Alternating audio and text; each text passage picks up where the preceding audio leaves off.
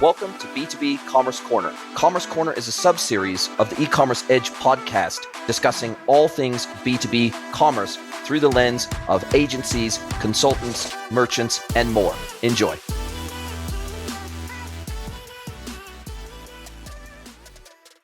Hello, everybody, and welcome to another episode of the podcast. I have another incredible guest lined up for you today, and I'm loving where I think this conversation might go. So welcome, Mr. Mark FRENETTE from Hershey. Thank you. Glad to be here. It's awesome to have you along for the ride today. And I tell you, since I started doing these B2B focused episodes, and you're head of B2B over at Hershey, since I've been doing these B2B commerce focused episodes, I've had some incredible conversations. I think we're nearly up to 100 B2B specific episodes. I drop 3 episodes a week: Monday Mentorship, Wednesday B2B, Friday Tech.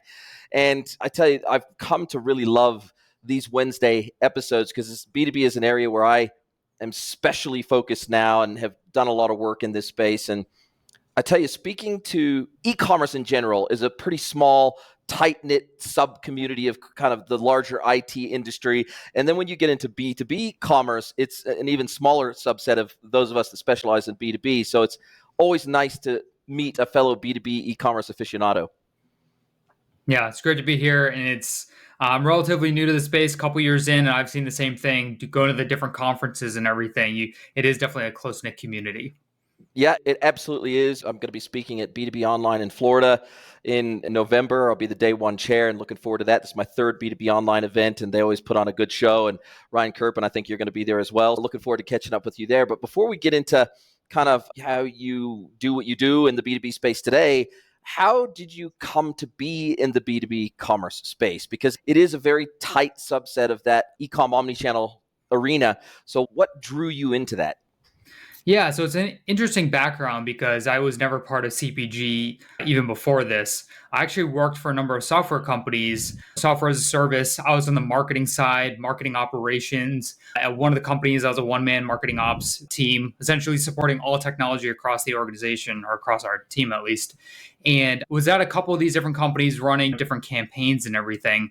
And one of my managers moved to her. And when an opening came up on the B2B commerce side for this position, he reached out and said, "Is this something you'd be interested in?" And at the time I'm working for a tech company, Greater Boston, and I'm thinking, do I want to work for a chocolate company? This would be interesting. So just through some conversations, I made the move, and I really appreciated the opportunity, and it's been an exciting journey so far. But yeah, that's how I made the transition, more from the tech side of things to B2B commerce at a chocolate company. Wow. As a diehard chocoholic, it would have been hard for me to turn down that opportunity myself. I hope you get some decent discounts on chocolate there at Hershey. But all joking aside, this B2B, you're head of B2B commerce, not just e-com. And so I assume that means that you're broadly responsible for EDI, punch out, self-service e-com, digital services layer to all of your wholesale accounts. I'm guessing that means you're responsible for kind of the whole kit and caboodle. If it has to do with B2B commerce, you're the boss.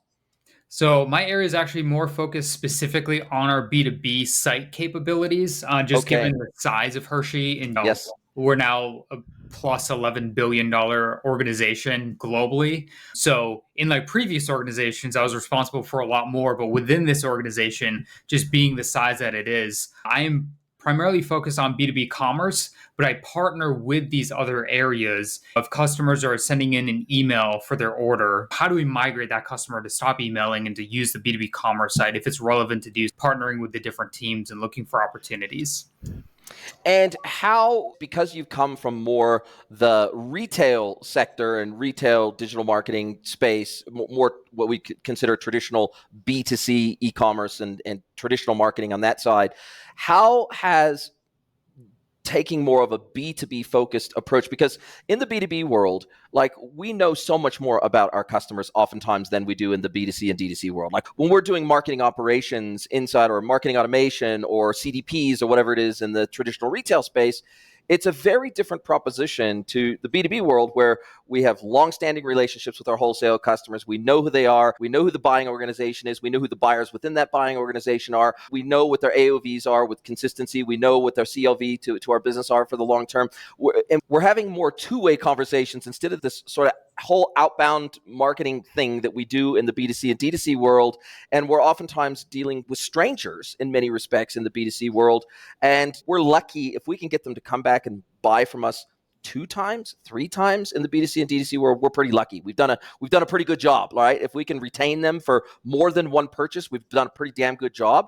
In the B2B world, it's a different kettle of fish. And the way that we interface and interact with those B2B customers over the long term is a very different proposition.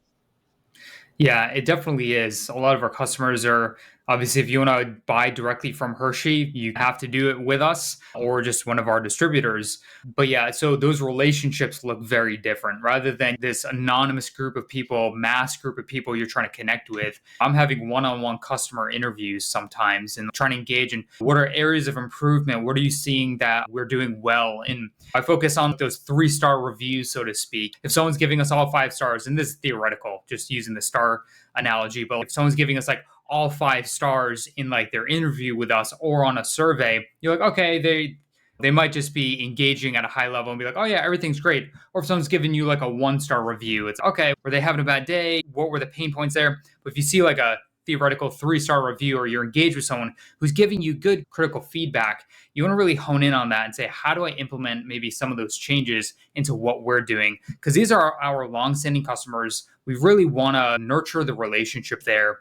And there is opportunity for growth within the B2B commerce space. How do we get some of that incremental growth? Of course, these customers often have defined budgets, but we see them order month over month. So then we can start to track things. So it gives us that ability to really measure the relationship in a multitude of ways that you can't do in other spaces. So it's what are we doing with this information? How are we best utilizing it and then implementing what needs to be done to enhance the overall buying journey for our customers? And I guess it also leads me to believe that you can do levels of personalization that you just can't do in the B2C, D2C world. We're doing personalization usually based on wisdom of the crowd behaviors, the search merch personalization platforms, even the high-end platforms like your Algolias, et cetera. They're using wisdom of the crowd technology to personalize that experience and the next best action or the next best place to lead someone in their customer journey. But in the B2B world, we could personalize so much more, right? Because we know so much more about that customer. So we're giving them unique price lists. Maybe we're giving them exclusive products or ranges. Maybe we've got, depending on the tier that they're at with us, maybe they have an assigned account manager so that we have this ongoing two-way relationship and discussion that's going on. It's really, there's many more touch points in that B2B world that we can connect with our buyers that you just can't do. And it means that the level of personalization and relationship that you're able to build with those B2B customers is totally different than in the B2C, D2C world. Yeah, and I think it's an interesting point because in the B2B world, sometimes that technology can feel a little bit dated compared to D2C. Like everyone knows Amazon, but if you're trying to buy from a manufacturer on their commerce site, what is that experience? And oftentimes we're trying to get up to speed on some of these things across the industry, across CPG, across manufacturers and what have you. But we really have that opportunity to lean into the customer data that we have, knowing that we have a defined number of repeat customers who come to us over and over again, and we have all this information on file. But then you can lean into additional opportunities that might be a learning from the D2C space or the B2C space. I'm thinking like an abandoned cart journey, like an email campaign. You can really leverage even some of those capabilities in the B2B space that already be happening in some aspects, but there's some learnings that you can take from these different areas and say, hey, this might not be an expectation today on the B2B side, but how do you really enhance that? Again, going back to that buyer journey, how do you enhance that process for them? And really, how do you alleviate all the pain points and points of friction in that journey? And are there learnings from other areas that you can implement to help them in their process here? And I think to your point, personalization is a big one. If we know who they are, they know that we know who they are. There's a level of expectation there that we really should be meeting in enhancing that overall experience. And what are you identifying as the core target demographic for your B2B e-com experience? Is it mid-market distributors like the whales? I'm guessing the whales are going to do like e-procurement, EDI integration with you. It's their ERP, place an order with your ERP, and then you fulfill it out. So I'm guessing it's not your billion-dollar customers that are going to be buying through the e-commerce platform and sending one of their procurement specialists to log in and place an order. And again, a lot of distributors nowadays, they're using an e-procurement platform like a Jagger or a Coupa or something like that. And so they're going to integrate with you via maybe Punch Out or something like that. So what do you see as your target mandate around the types of wholesale customers that you're looking to service at that high level through an e-commerce experience? Yeah. And so for B2B commerce, they have to be a direct ordering customer from us already. So they already have to have certain qualifications. We have that detailed out. And those customers essentially know who they are if they have certain like account numbers with us and what have you. So who we're targeting from that audience is who are our legacy ordering customers who continue to place orders through email, phone, fax. A lot of those have really fallen off, especially fax. We're not really having anyone fax us anymore, but that was a thing. And so, how do you get these customers who may not be using EDI or these other tools available, but they continue to place emails? How do you get them to transition digital? And some of these customers, they could be placing the order the same way for years. They could work for a distributor. This is how they do it. They have an assigned rep that they're comfortable working with. But we're looking at it from an opportunity perspective and saying, how much time could we save the rep in terms of just order placement? We're not trying to replace the relationship, just that order placement piece. Also giving them visibility into like past order history. What does that look like? They can look back at what they ordered for Halloween last year and say, oh, this is what that makeup was. They have that readily available if they go digital. And then the ability to say shop on weekends. A lot of times they're not shopping around in the sense of like you and I would be as a consumer, but they're not looking to be inspired, so to speak. Yeah, but at the same time, it's if I'm working after hours, I don't have to rely on a rep to do something. So again, we're not looking to replace relationships necessarily. Those reps are there and can really help problem solve for them and really guide them through aspects that are more complicated that maybe a site can't help them with. But for a lot of that, you can automate the mundane. But it does come back to your original question. It comes back to people who are direct ordering customers from us, but who continue to order through these order methods like email, phone, and fax. And I guess live chat in some respects, or maybe bring up customer service and the customer service keys in their order for them. We're trying to get around that, right? Yeah, customer service has a whole team and they're trying to promote the B2B site. Sales, their reps are promoting the site, and even getting customer service and sales on board with a B2B commerce site. Those are areas that areas of learning for Hershey, even to walk through what that looks like and those relationships and building rapport with the different teams to tell them, we're not replacing you. We're here to facilitate this aspect of the buying journey. You're enabling these different teams to really problem solve true problems for these customers. So yeah, customers are coming in ordering all sorts of ways. How do we alleviate those who are using, I guess, what we would refer to as legacy order methods? And how much or little are you also expected to effectively provide a digital services layer for those customers that might execute the transaction through a different channel? Like, for example, maybe they order via EDI, maybe they order via Punch Out, maybe they order via a sales rep or whatever because they're a huge, massive name national account or something like that. But then there may be other services that they don't get through those other digital channels that a digital services layer e-commerce buyer portal is perfectly able to support. Like, for example, are you expected to provide your EDI customers a place where they can log in, they can download previous invoices as need be, they can see their credit account status, they can download their statements, they can lodge returning requests if necessary, lodge digital quote requests? Like, how many or how much of the digital services layer are you expected to provide over and above just the transaction within your digital portal, for lack of a better term? Yeah, and I think that's really on us to define. And much of what you just referenced is something that we're definitely tackling.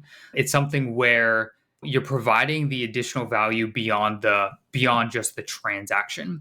But we can see that an EDI ordering customer may not be aware that, hey, all these new products just launched that may be relevant just to them. And to your point, with that level of customization, a customer can log in, they see what's relevant to them. So if Walmart logs in, Walmart's not necessarily buying from our B2B commerce site. We have teams for Walmart, but they can log in and see, hey, here's some new items. And they're going to be informed already. Maybe Walmart's not the best example, but for these customers who use other order methods like EDI, We want to provide that insight. We call it innovation, those new items that we're bringing to market, showcasing here's some new items that you could add. Say Halloween's right around the corner here, coming up in a month here, or at the end of the month.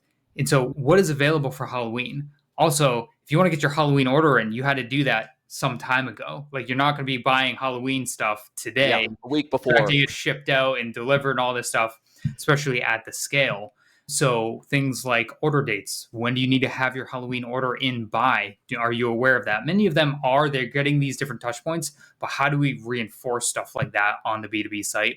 And then again, giving them some of that historical data. We have a lot of information for them. How do we serve that back to them in a meaningful way that can help guide themselves even through buying journeys? Hey, what did I order for Halloween last year? Did I get pumpkin Reese's? Did I get regular Reese's? How did this perform for me? And then looking back in their own order history and revealing some of that data for themselves to action against. So yeah, definitely an area of opportunity. And we are seeing a lot of non-transactional customers, those who are leveraging the site just for those insights. We're definitely seeing that as well happen. And do you also think, because I know that, for example, I see when I go into like major stores, even Costco or whatever here in Mexico where I'm based, I see big stands, I see big point of sale materials, I see things like that. Is that the kind of thing that you would make available for download, say, for example, through a B2B portal if they wanted to have some special collateral that they could use and they could print off and they could put up in store or something like that? Or is that something that would usually come via their account manager if they needed some special promotional material or something like that for a special campaign or for Halloween products or something like that? Is that something that you would expect to be able to service through the B2B portal, or is that something that would typically come through their account managers? Yeah, so like marketing creative and campaign information like that wouldn't necessarily come through the B2B commerce site, although we do provide insights. If we just release a new product, we provide a lot of information behind the research that was done and all this information on it. That is available to customers. They can access that and say, hey, here's maybe some placement ideas for where this should belong in your store. Here's some expectations just from some testing we've done and what you can expect from this. And so they're provided with a lot of the information. This information may not be like a store banner. They would get that elsewhere, but they're at least armed with data and insights into some of these new products that are being released that's available to them to access. Wow.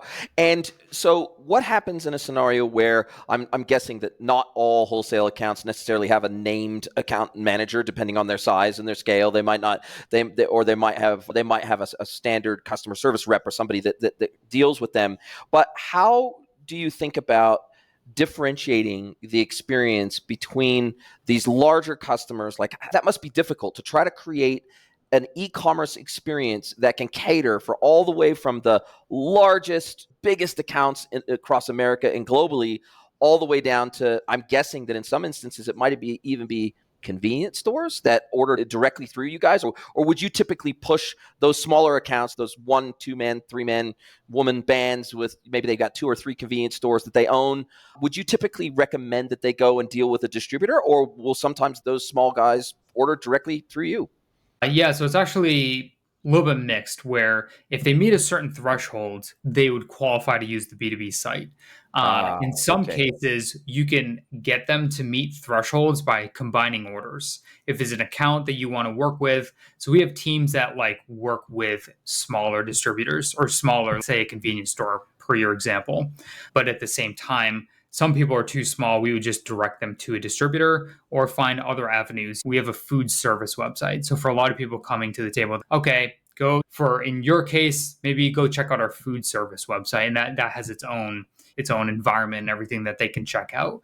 And then we have different like D2C websites as well. So if you're buying for yourself, obviously there's that is covered. But yeah, it's a mix for certain accounts, depending on what it is or who they are. You can do some order placement handling in a way that they would meet the threshold to really facilitate some of the B2B site usage and the capabilities that exist there. But yeah, again, if they were too small and they didn't meet certain thresholds, they would likely just go to a local distributor. Right. Oh, that makes sense. So you're helping in essence, in some respects, your B2B site is also helping to drive demand to your distributors for your product, right? And so you're generating effectively digital foot traffic for them and sending them Mhm. business. Yeah, we can see if a food service distributor is buying from us via one site, we can see them ordering from another order method, whether it's, say, the B2B website. I'll use food service, for example. So, say we send a lot of traffic to Cisco, but we can also see on the other end Cisco traffic coming out of this order method. So, you can measure it different ways. And again, going back to your point where it's on the B2B side, you can really start to measure all these different touch points and see the impact and what are we doing here? How can we optimize? Always looking for room for improvement. And how challenging is it for you guys to encourage people maybe who've been buying through traditional methods? Maybe they've been, I don't know, sending in a CSV of their order with the PO number attached, and they've been sending it to their account manager or sending it into customer service or used to ringing in their order or something like that. Is it a case of, I'm guessing that you already have collateral that you can send them, maybe videos or something that you can send them about how to use the site, et cetera, to help onboard them and ease that process. But how big of a role do you expect reps, like named account managers, to play in onboarding some of these customers into those digital channels and offboarding them out of these more manual channels? Is it a case of sometimes maybe they need to share screens with the customer and say, hey, let me walk you through this first 1, 2, 3 orders to get you comfortable with ordering through our buyer's portal? Or is it a case of literally physically going and seeing them on site and sitting down next to them and helping them through those first 1, 2, 3 orders to make sure that they're 100% comfortable with the process and they can get logged in and they're not afraid of, they're not intimidated by the experience? How much of that is helped and aided and facilitated by humans versus just pure digital collateral that you say, here's a PDF of how to use the site, and here's a supporting video of how to train you how to use it? Mm-hmm. Yeah, it definitely is a combination. We started first with the whole B2B journey by partnering with the different teams, partnering with customer service, partnering with sales. Because again, initially, you're going to see a lot of friction if you introduce a new commerce site. People are going to look at you like, okay, what are you trying to do here? Like, we own these relationships. In many ways, they still do own those relationships. So it started first and foremost with partnering with them so that no matter who the customer is engaging with, they're getting the same messaging. Whether I'm talking with them, whether they're getting a PDF or getting a video, which we have all of those resources, getting like a welcome, like an onboarding series, so to speak. Hey, you just joined the site. Take these steps to find X, Y, and Z or place your first order. We have definitely found areas of improvement by launching some of that material. And we've even measured that and said, okay, prior to launching a lot of this stuff, what was our adoption look? What did the adoption look like? And then what was it like engagement? How long did it take them to place their first order after registering, pre and post us taking certain actions? And so we definitely measure that. But it is definitely a mix. It's if you're not aligned with your reps, if you're not aligned with customer service, but you're pushing out all this material, it could easily fall flat. So you need that alignment across teams. And a lot of that is, in a way, it's somewhat of internal selling, talking to the reps and presenting. And I've done that a lot. I've presented likely more internally than I have externally. Wow. And what we found is when you do a lot of that, you end up creating a lot of momentum that is like pulling you ahead rather than you pushing them along. I've definitely seen that transition over the last couple of years where we really engaged, got them on board. They saw the opportunity. They saw that we weren't a threat internally. And yeah, this could really utilize and free up time. And I wouldn't have to deal with certain order processes if the customer just uses the website. And so with that, the reps are definitely involved. We definitely have video, PDFs, PowerPoint, not PowerPoints, but like email journeys walking them through. And again, as we release each of these things, we're sitting there looking at the measurement saying, how long is it taking them? Are they transitioning? Why are certain customers not transitioning? Those who are, how long is it taking them to place their first order? How long is it now taking them to place their first order after we just launched, say, like a new welcome series? Did we see an impact? Interviewing the customers. What is your feedback? What are pain points? And some of it's just bridging that gap. If they haven't done it before, they don't know. You don't know what you don't know. So you're trying to guide them through this process and show them and say, here's how to place your first order. It's not all that complicated, although on the B2B side, it's going to be a little bit more than Amazon, like a purchase on Amazon. But once they know, it's like this light bulb goes off, and then we see like really high adoption rates once they get it. And how do you think about some of these modern, for lack of a better term, modern digital hybrid sales channels where I go into a lot of businesses today and they say, hey, look, we receive like 50% of our B2B orders via WhatsApp. When somebody sends a WhatsApp message to their account rep, and then that's how from there, then they usually, before I come along anyway, or somebody like me comes along, they don't realize that they can automate some of that. There's AI that can take in a lot of that information, can parse it.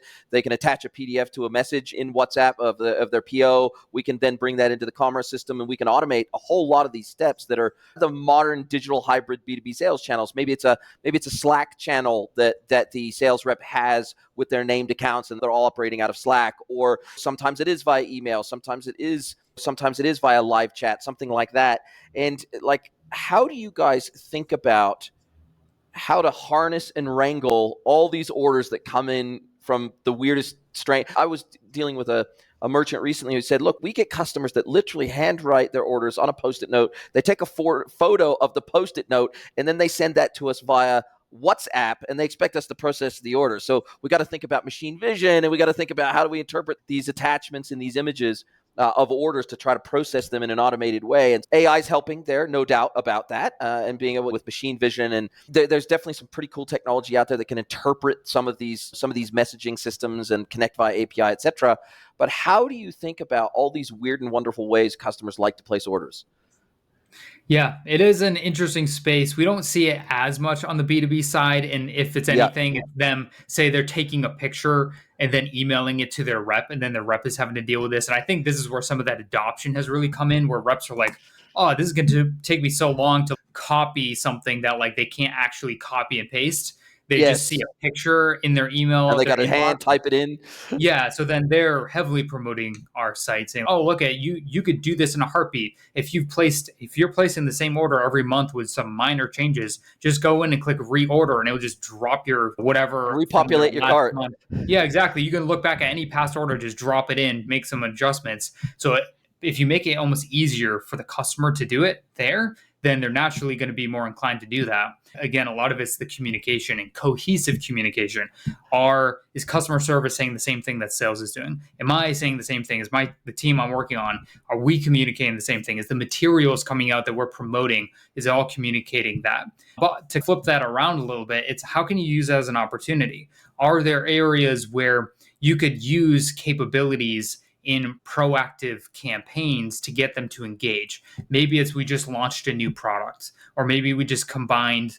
We acquired what's called salty products because Yes. it's Yes. like you have pretzels and popcorn, and we're now trying to mix it like this popcorn Reese's and all that stuff. Say you want to promote this new item. How can you do that using some of these capabilities? So that there's always room for improvement, and saying there's options out there. How do you get these people to engage? And then just making sure that it's wired up behind the scenes so that orders can be automated as efficiently as possible. So when someone places the order, we're not creating bandwidth issues on our end by utilizing like say a WhatsApp screenshot to place an order. We're doing it in a very thoughtful way, so we're not going down that path. But again, there are so many different ways to order out there. How do you capitalize on that, and how do you streamline it wherever they're coming from?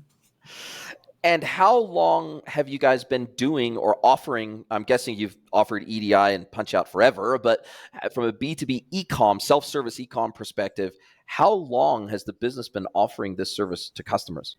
It's been around for quite a while. I don't know the exact start date. I started with the company 2 years ago, end of October, and it's existed. It's just how do we optimize? How do we grow? How do we enhance it? Customer expectations have grown tremendously since even the current site has been available. So what are we doing to enhance the current site in thinking through all the different offerings that are available? And again, as I alluded to earlier, on the B2B commerce side, especially for what's considered like a manufacturer, commerce can get, in a way, left behind a little bit. So how do we not get left behind? How do we stay at the forefront and utilize existing technology that we know is available?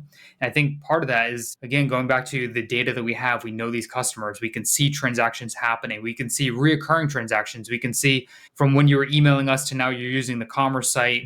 Are we seeing incremental growth there? What does that look like? Order frequency, and then business casing everything out to say, hey, here's an area that we could be investing in, and here's why. And you really have a lot of powerful information that could support you in this space that on the B2C or D2C side, they have the volume that they can play with that we don't necessarily have on the B2B side. But at the same time, we have that relationship aspect and we can really measure results over periods of time, given the data that we have to really, hone in on what are pain points, what can we go solve, and business case everything out. And we have the data to support it. And how, apart from maybe giving opportunities for those individual buyers to email feedback, say to a account rep, that's a very good point you raised. How do you operationalize, or how do you formalize, or how do you create that continuous feedback loop? Are you running something like Campile? Are you running some kind of a feedback tab on the site? What do you do to operationalize the feedback loop on your digital experience so that your customers feel like, hey, if I run into a challenge here, a problem, but there's a little bit of extra friction here, or there's something else I'd like you to offer on the website, or some sort of extra function or service I'd love you to deliver to me digitally, how do you help ensure that is a continuous feedback loop so that you are on that continuous road to improvement?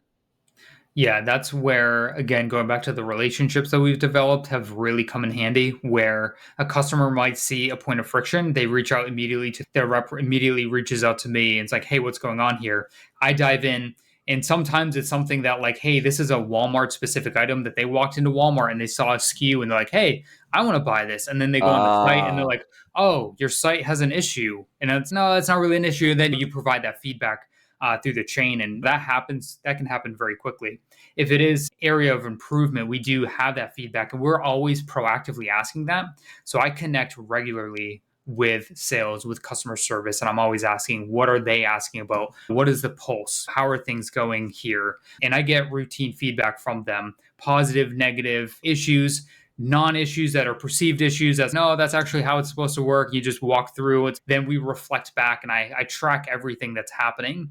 All issues that come in, I'm tracking and I'm looking for, are there frequency of issues that we should address in different ways? Has a certain issue come up enough times that, hey, we need to go to our technical team and solve for something here? And so that's where, again, having all that information really is empowering in making those decisions. And so that feedback loop that you're talking about is facilitated by mostly boots on the ground. Customers email in frequently. We have a contact line that I monitor and we have a team monitoring. So we're all eyes on that. So there's multiple ways, and there's multiple ways that we're even exploring. But again, it's just going back to that partnership is how you really facilitate it. And then in aggregate, seeing all the things coming in, what are areas that we need to step back and reassess and say, maybe put a fix in here, or maybe adjust something, or maybe we thought something was going to work a certain way and it's just not perceived the way we thought it was. How can we adjust that? So that's what we're looking at. And if a manufacturer today, obviously not necessarily at the scale you guys are at, but let's say they're a relatively small manufacturer, they've never done e-commerce, never done B2B e-commerce before, and they're looking at standing up a B2B e-commerce solution for the very first time for their distributors and for their reseller buyers. And if they, because when I go in and I'm doing consulting, one of the biggest challenges I'm seeing over and over again is at least an initial resistance by the sales teams and account managers and BDRs and BDMs or whatever, AEs, whatever it is that they have in their businesses, that's the sales function of the business. There can oftentimes be an initial resistance or reluctance to embrace those digital channels because they feel like, oh, you're going to bring in the robots and replace us, or you just want to bring in e-commerce so that you can not pay us commission on digital sales. Or when I come in, I'm looked at as the devil by the sales team, at least initially. But give me 15 minutes with any sales team, and usually I'm their best friend by the time I leave the building, because I'm a massive a massive advocate for humans, and I'm a massive advocate for salespeople building relationships and going out and hunting new accounts and new business and building those tight, close relationships with those named accounts. But I'm not a fan of what I see in many cases where a sales rep's time can be 20 to 60% of their time can be spent on admin functions. They'll tell you themselves they hate doing. They're like, it's just part of the job. I got to do this. I got to maintain the CRM. I got to do this. I got to do that. I got to do all these. I got to take orders out in the field, and then I got to come back and I got to key them into the ERP. I don't really want to, but it's just part of the job. And so when you start talking through the lens and you start sharing with them through the lens of, hey, actually, I want to take all the stuff away from your job that you hate, that no salesperson likes doing, which is the crappy admin stuff, but I want to leave you all the extra time to build relationships and go out and hunt new business, etc., which is what you really want to be doing. So actually, this isn't a threat. In fact, I usually will advocate for business owners, founders, leaders, especially when e-commerce is new to the business. Hey, with sales reps, you get what you incent, right? And so the reality is, if you can incentivize them more for orders that come in via digital channels, because of course it's more efficient for you as a business, hey, share in the spoils with your sales reps. What would be your advice for anyone who's new to this whole B2B e-commerce thing? How do you see the best way that they can start to get sales teams and even customer service teams? Because I find resistance from customer service, because even if they're not being incentivized like by a commission, they love the fact that they're that nexus, right? They love the fact that they answer all the questions when customers come in, that they're taking the orders over the phone, they're helping the customer get a resolution, and they feel really important in their job, and they do have an important job. And so sometimes there's resistance just because they feel like they'll be deprioritized in the business if we bring in the robots and we bring in e-commerce. They think, oh, geez, okay, it's the beginning of the end here.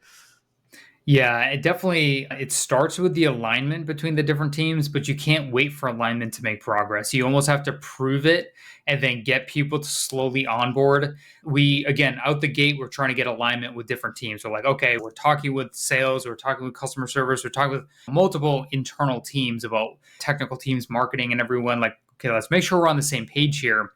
And again, you're gonna face a lot of skepticism. I had one of the managers internally here just share though, hey Mark, when you started doing this, I was like, yeah, I wasn't really paying attention. Okay, let's see how that goes. And then just over time building the rapport and showing the value. And then the team that this person reported to started to realize the value. And it's like that incremental, hey, I let one customer go and I promoted it to one customer as like a test case. Let's see how this goes. That's where it's like for us on the commerce side, we have to have everything in our house in order, so to speak, so that when sales dips their toe in the water, it's a good experience. Yeah. Even with like other sales teams where it's okay, let's target these specific reps and say, hey, could each of you, like, say there's 5 reps, get those 5 reps on a call, be like, can you guys identify a certain number of accounts? Would you be willing to migrate over to the B2B site as a test and learn, see how this goes? And you get a little bit of the buy-in. And then as the journey continues, they see the results. And again, those results are based on the work you've done. So this isn't an absence of putting together a good product, so to speak. It's just trying to get that buy-in. But again, you want to seek alignment the best you can, but then also understanding like you're going to have to go out there and just prove it. This is somewhat of a white space. It's an undefined area for a lot of companies. This is new for them for the first time. It's unknown. So you have to trailblaze a bit. You have to get out ahead and then turn back and say, look, that wasn't that hard. Like we can do this. Last night I was out biking with my kids and we were going through some trails trying to get our biking in before it gets too cold. And they're like, oh, where do I go? What do I do? I'm like, oh yeah, you see this? And I go ahead and I'm like, see how I just cut through this one path? Oh yeah. And they can do it. Sometimes you just have to showcase it. But you definitely need that alignment, even from a sales perspective. Like, what is their compensation based off of? Because if it's not aligned, you're going to have a lot of friction. So is there a way that you can align it, understanding that a rep is going to have multiple touch points with a customer, and they might make one transaction off the website? So is that going to sabotage their compensation? You don't want that to happen. And then just over time, again, building that rapport. But again, it's not an absence of building a good product from a commerce perspective, and then just guiding through the pain points. And one thing I found helpful is just having reoccurring meetings with these different teams, always asking for feedback. Hey, if you have an issue, let me know. I'll tackle it as soon as I can.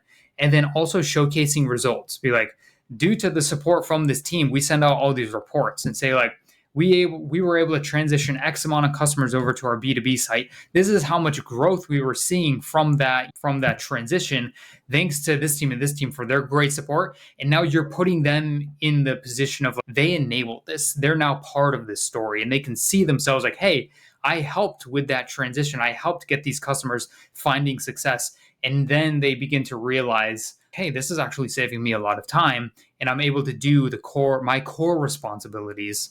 So definitely bringing them into the journey and knowing you're gonna see resistance out the gate, but fighting through that and not taking no for an answer. Like you got to take no in some aspects, but not just, oh, they're resisting, so I'm not going to do this. You got to push ahead, blaze the trail, and bring them along while you're actively trying to build cohesion as well. And I guess so first of all, show don't tell. Two, make sure that the incentives are aligned, and three, find what I have found to work well is that there's usually at least one champion. There's usually one sales rep or one team that is really gung ho about this, and they see the value to them. They say they see the writing on the wall. They know this is coming whether they like it or not. And so it's, hey, actually, if I'm one of the first in the business to adopt this, that means I'm unloading my plate from a whole lot of work that doesn't actually add value to me and the way I earn my income, and it doesn't actually add any value to the customer either. So if I can offload this to digital channels, then hey, it's going to make me a heck of a lot more productive and actually allow me to sell more and actually win more accounts. So the reality is you almost always have somebody in the business. It's very rarely is it blanket across the board. You have resistance. There's pockets of resistance, but there's pockets of advocacy. And I would say, and I'm just wondering if you've seen this too, that there's always somebody in the business that's willing to be an advocate for this. And oftentimes they're the millennials, right? They're the younger generation. They're the digital natives, and sometimes they're thinking in their mind, why did it take us so long? Yeah, exactly. And that's who, when you try to do the test and learn that I referenced earlier, that's where you're looking for those people. Who are people who can advocate? And then once they advocate, a peer sales rep will see them doing this and they're like, oh, just out of curiosity, how's that going? And then again, looking back 2 years ago, we're trying to build cohesion. Fast forward to today, it's like these teams are driving themselves in a way in transitioning customers to the B2B site. It's one of those things where we're looking at our goals and everything. We're like, okay, things are going well, and it doesn't feel like an uphill battle because we have that feedback. They feel like they can trust us. And when they bring feedback, we're like, yes, we're going to incorporate this. So they see that, hey, my customers' pain points are being addressed by us going to the commerce team. And it's a two-way street. We're working together. We're trying to solve a customer's problem. We're trying to reduce friction. I know at B2B Online, it's talked about all the time, like how do you reduce friction in the buying journey? And we're doing that through cohesion, utilizing best practices on B2B commerce, but again, partnering with those advocates within the company and then growing that advocacy broader amongst the entire sales team until you get like full adoption.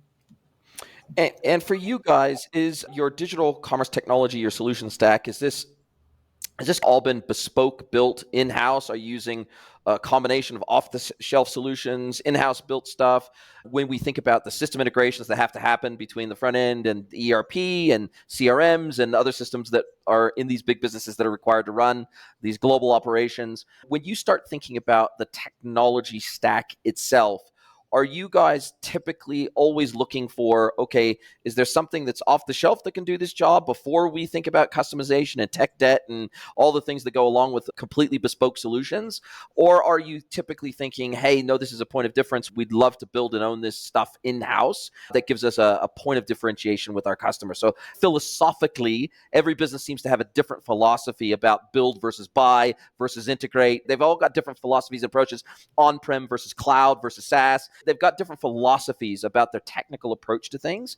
How do you guys think about technology and what road mapping that looks like as a business? Yeah, so I don't own the technology side necessarily. I'm more the business owner for the site, but having a technology background, marketing operations, I'm very familiar with tech stacks and all things to do with marketing operations. But with this, we obviously we're buying Hershey. We need software at scale that can Yes. support a global organization. But with that, it's okay, how can we get the best out of the box capabilities? You can take any tool off the shelf, you can drive it like a tricycle, or you can drive it like a Lamborghini. And a lot of it has to do with is your data aligned? Is your house in order? What are we doing here to really squeeze the most juice out of what we have for out of the box? And then identifying from there, are there additional technologies that we want to plug in addition that may not even be part of this company? Maybe it's an add-on feature. Maybe it's a totally different company that we're tying things together for like other areas that we find that could be more important, that we're like, okay, we have these capabilities. These can only get us so far. We've done the best we can with them. Now we need something that's maybe best of breed that we can plug and play. So that's the idea here, is starting ground level, but building it to the best of our ability before we start looking elsewhere. And then when we're looking elsewhere, definitely assess what that looks like and plug it in when needed. 80/20 rule. Try to find a platform that does 80% of your requirements out of the box without customization. That's always the best way to go. Yeah, I've seen that. I was in a prior role. I rolled out HubSpot. Yes. HubSpot is grabbing up a lot of different. They have a chatbot. They've all of these different tools that they now enable. It's that seems to be a trend where there's a lot of M&A happening in Suite-based certain. solutions. Yeah, exactly. Everything's solution selling. You're selling me the whole package of things. So you can get a lot with certain companies, but then, and again, it comes down to how are we managing it for our current needs? And then are there areas for improvement that we might look elsewhere for certain capabilities? Makes complete sense. And is there anything today that you don't do from a B2B e-commerce perspective that you say, hey, look, in 12 months' time, we'd love to be doing this thing, or we've got customers that are asking for this service, but we don't yet provide it, but we think in 12 months we will be providing it. What's high on your radar in terms of maybe advancements or enhancements to what you deliver today digitally? Yeah, that's a good question. We're always evolving. We're always thinking through what is best, but also what is feasible. This part of our business is a percentage of our business. So it's not the majority of our business comes through EDI. So there are limitations there. I think a challenge that everyone faces is to what level of personalization do you get to on in a B2B space? And we do have a lot of data. And as a customer logs in, they're going to have customer specific items, pricing, etc. And then if they're logging in as this type of distributor versus like a convenience store, whatever the case is, they're going to see differences there at the same time. Going beyond even that, it's how personalized do you get with some of these environments? And then at what point are there like diminishing returns? It's I could make this as personalized as possible. Am I going to see a return off of that? And just trying to see where that needle is, and also understanding the current buyer today. We think B2B, D2C, B2C, a buyer is a buyer. It's a person. Monday afternoon, their buying process from us might look a little different than they're buying for their, kids' Christmas present Sunday afternoon on Amazon or whatever the case is, whatever example you want to use. There's buying expectations across the board. How do you really tap into best practices and just learnings across the board and implementing that? And I think one of those areas is personalization. Love it. Love it. Makes complete sense. Wow, an hour has absolutely flown by. It's been such a great conversation. You've been so open and transparent and helpful. I really appreciate you sharing what I find, because I spent many years in the D2C and B2C e-commerce world, and what I find is that B2Bs tend to play their cards a little bit closer to their chest than the B2C and D2C world. The D2C merchants, they look at every opportunity to talk about their business as a free marketing opportunity, right? Whether it's speaking at a conference, whether it's getting on a webinar, whether it's being on a podcast, they're like, hey, this is all just earned media for us, right? Whereas in the B2B world, I find that people are a little bit more closed shop. They're a little bit more play their cards closer to their chest. They feel like the secret sauce is maybe in their operations or the way they do things. And so I really appreciate the openness and willingness to chat with me today. I think that your experiences, although they are part of a multi-billion-dollar business, I think that some of your learnings are definitely applicable or can be tweaked and applied on smaller scale businesses too. And some of the challenges are the same, right? Not all the challenges are different just because you're huge, right? The challenges of adoption, the challenges of getting sales teams on board, the challenges of getting customers to embrace these new digital channels. These are time immemorial challenges. These are not a scale challenge, right? I really appreciate that. But now's the time where I get to flip the script. I get to hand the microphone over to you, let you ask me one question, any question you like. So, Mr. Mark FRENETTE, what is your question for me today? Yeah, I'm curious where you see this space heading. I know there's hot button topics that get talked about all the time. Search capabilities. How's your PDP page imagery is a top area. Where do you see this space, say a year or 5 years from now, just with the exposure that you have to all these different companies that you're interviewing? What does that look like, future case, and what would be like a pain point to get there? I think there's two things that stand out to me. First of all, the vast majority of B2Bs still don't do e-commerce at all. Like, they just don't do it. That's the lion's share. They don't offer e-commerce, whether it's to a distributor, to a reseller, whatever. They just don't do it. And so that's the first thing, is that I think over the next 5 to 10 years, it's going to be just as normal and just as expected to offer an e-commerce experience as a B2B seller as it is today. If you were a brand new startup in the B2C or D2C space, it's laughable that you wouldn't offer an e-commerce experience, right? Even if you were omni-channel, even if you had physical stores, there's just no chance you would start up a business today and you wouldn't offer e-commerce. It would be ridiculous. It would be unthinkable. And I believe that over the next 5 to 10 years, it will be just as unthinkable in the B2B world not to offer some kind of an e-commerce solution to your customers, some kind of buyer's portal, some kind of procurement portal, something along those lines, as well as probably punch out an EDI for the bigger businesses. They're always gonna need that. That's the first thing. Two, I think AI is going to impact us, but I think it's less about AI and it's probably more about adoption planning.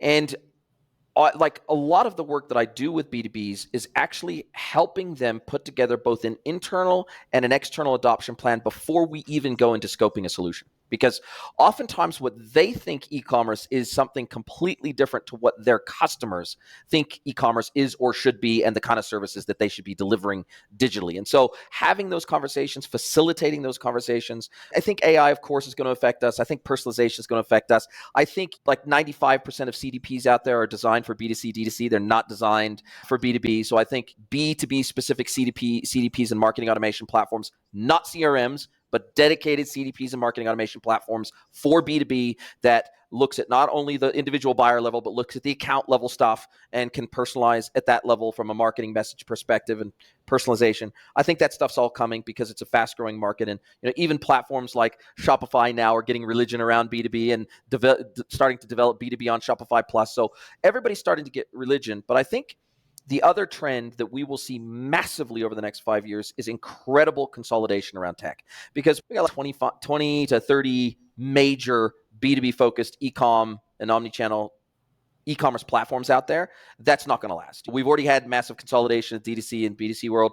We're probably going to get to a place where in the next 5 years, we're down to like maybe 5 major B2B focused e-commerce platforms and then some vertical specific e-commerce platforms. But yeah, so I see some pretty massive consolidation coming down the pipeline. Yeah, I see it too, especially with my HubSpot comment. There's a lot of consolidation happening. No question. Couldn't agree more. Listen, I'll drop a link to your LinkedIn profile into the show notes. Really appreciate your time. Other than that, if people want to reach out to you and have a chat about all things B2B e-commerce other than LinkedIn, how do you like people to get a hold of you and have a yarn? Yeah, just send me an email it's mefrenette@hersheys.com and we can definitely connect. So thanks again for having me. Are you a B2B or D2C e-commerce merchant? Then head over to greenwoodconsulting.net to learn how we can help you scale your business.